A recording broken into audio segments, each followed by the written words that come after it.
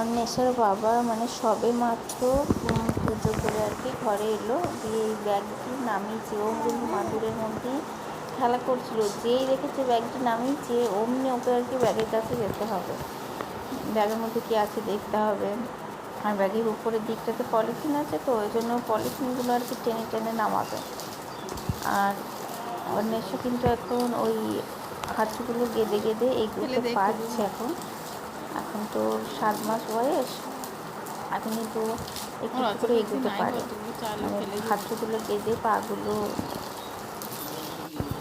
পায়ের পাতাগুলো রেখে হাতগুলো গেঁদে গেঁদে এগোয়। আর ওর ঘরের যাবতীয় জিনিস সব দরকার, ওর নিজের খেলনা লাগবে না,